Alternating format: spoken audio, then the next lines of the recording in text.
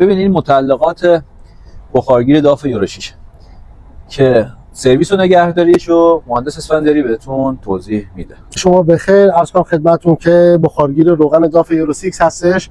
ما باید متناسب با کارکرد موتور و هر آنچه که روغن مرغوب می‌ریزیم داخل موتور نسبت به تعویض این فیلتر اقدام کنیم. شستشوی این فیلتر به هیچ وجهی توصیه نمیشه. این قسمت نمدی فیلتر هستش که داخل این قسمت پلاستیکی سوار هستش.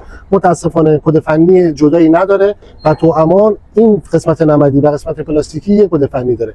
شما نسبت به خریداری این باید اقدام کنید و تعویضش کنید در کیلومترهای متفاوت متناسب با میزان کیفیت روغن. اگر خدای نکرده این اتفاق نیفته و فیلتر رو عوض نکنید، بخار روغن باید از یک جایی برون رفت داشته باشه و بهترین راه و نزدیکترین راه برای فرار روغن لوله برگشت توربو شارژر هستش که بلافاصله بعد از اینکه بخار اونجا فرار کرد ابتدا در دود و در نهایت در قسمت اینترکولر و آخر در سر پیستون ها روغن ظاهر میشه. اگر به اون نکته آخر برسه قطعا شما عزیزان باید نسبت به باز کردن سرسیلن اقدام کنید.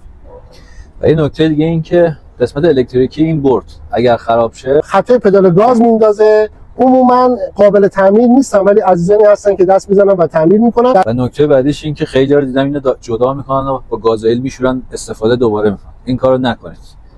یه ذره هزینه کنید، اونور ماشینتون سالم‌تر میشه. تمام.